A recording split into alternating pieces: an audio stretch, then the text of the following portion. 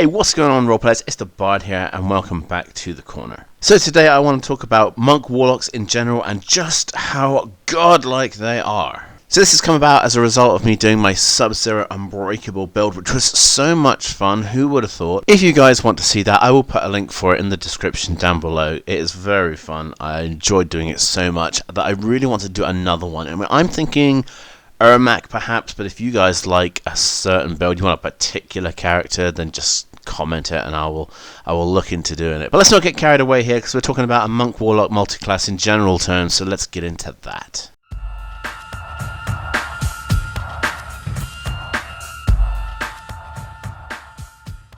So even at low level you have some good options and you have some ridiculous damage output. Level 2 monk gets Kai points and level 1 warlock will get hex. And those two together are going to do some really huge damage because you're going to get 3 attacks. 3 attacks for a 3rd level character is insane.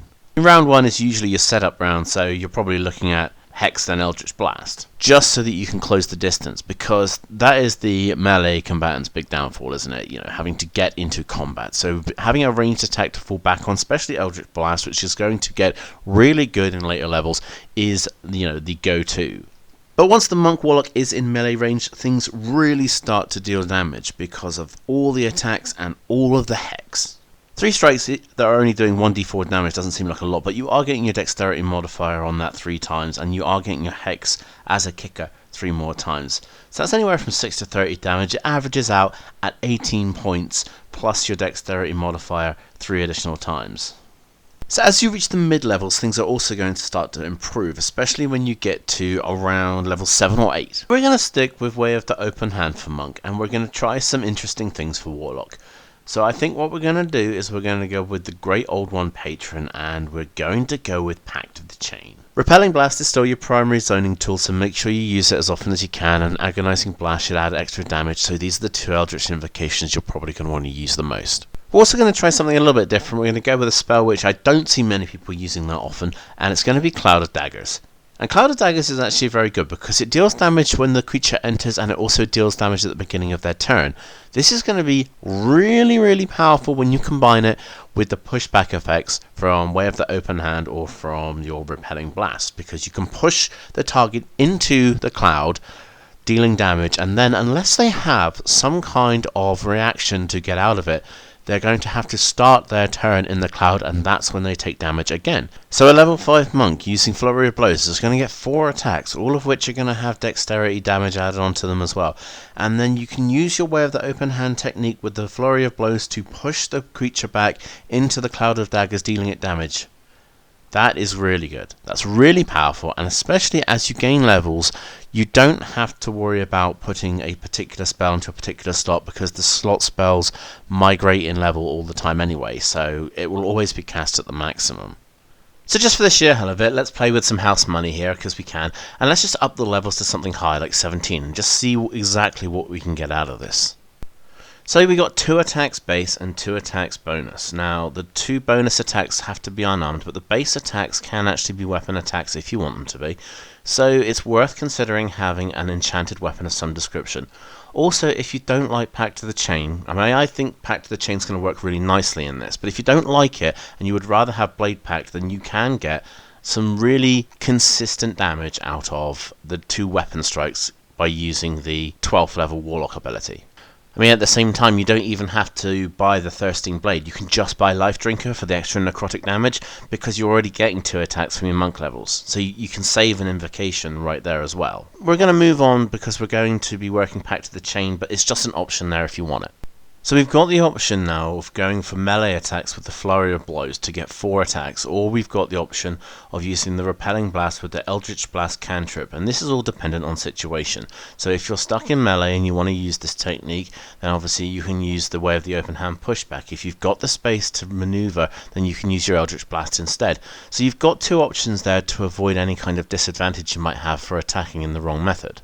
So Cloud of Knives does deal consistent and respectable damage. 4d4 isn't actually that bad, but when you're casting it as a 5th level slot, you're going to be able to get 10d4 damage out of it. Now, it is only the 5 foot cube area, and obviously that's one of the things that turns people off of it.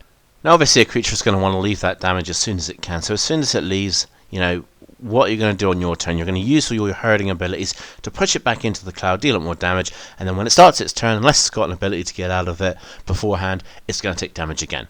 That's 20 d4 damage that thing will take before your next turn comes around.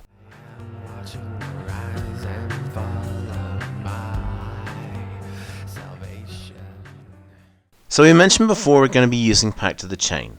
Now Imp and Quasit both come with natural invisibility and they're not going to be attacking, so basically whatever they do, they're going to remain invisible the whole time. And what you're going to want to do with these familiars is to use them to set up the battlefield. You're going to want to either have them spreading out caltrops on their turn, or have them doing other things like spreading oil and perhaps lighting it, because again these are not considered attack actions, they're just considered use an object action. Things like oil and caltrops are actually a really cheap investment as well, and they really shouldn't be undervalued or underrated. Something like caltrops is only going to deal like a point of damage, but the fact remains is there's going to be a 10-foot reduction in speed for anything that steps on one of them. Caltrops are a very good anti-melee option because obviously it relies on the fact that they're going to be moving around. Spell slingers on the other hand don't care about a reduction in their speed so much, because they can usually either attack you from range, or if they are going to have to make an escape, they'll just teleport away half the time, or dimension door. But they are very good for dealing with melee combatants, because that reduction in speed is going to prevent them from getting too close to you or the rest of your party, but you are going to have a huge bonus when it comes to your base speed, depending on your level of monk. So you're looking at roughly 40 to 45 feet of movement per turn, just for your average move. When you consider the fact that the other creature isn't going to be able to move anywhere near as fast as it was before due to its 10-foot reduction, that's also going to allow you to run rings around it. And of course, once it leaves an area, you can then use that additional speed that you've got to move into a position where you can fire it back into your cloud of knives or your caltrops or whatever it is you've set up. So imps make for excellent utility, and especially when it comes to infiltration. With invisibility, shape changing, and some deception and stealth, you're going to have a very, very strong infiltrator that can pick up a lot of information and bring it back to you without ever being noticed. And it's not going to leave any footprints lying around either, because it does have a fly speed too, so there are just lots of options for you there. A familiar is also a second pair of eyes, so you can have it scout ahead a good 100 feet, and you'll be able to then communicate with it telepathically, and because it's invisible, things won't be aware of it, but you will be aware of the things that it sees. So teamwork is the name of the game, and if your imp is not doing anything like setting up, then it always wants to be taking the ready action so that it can do other things. So if you've hit something with an Eldritch Blast, the imp can then drop the portcullis, and then you don't have to deal with that creature now. Let's say you're at a banquet with the corrupt mayor of the town. You use your charismatic skills to keep him talking while your imp invisibly poisons his chalice. If your imp isn't taking any ready action and isn't doing any setup, then it should be trying to help you in everything that you do. Ability checks may or may not come up that frequently depending on what kind of game you're playing, but if they do come up a lot, then your imp can always help with those.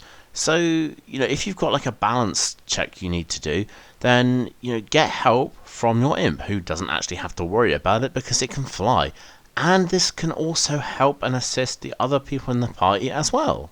These improved familiars can add so many options and so much extra utility. They are just amazing in the right hands, and any creative player can have a really, really easy time and pull off some very impressive stunts with them.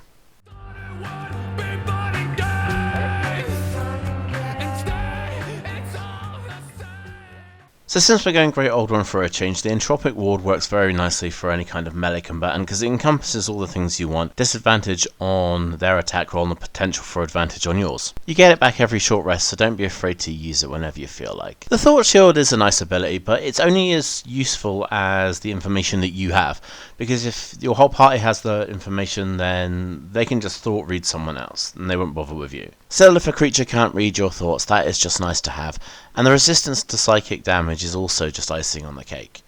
But the really nice thing about it is the reflecting of the psychic damage.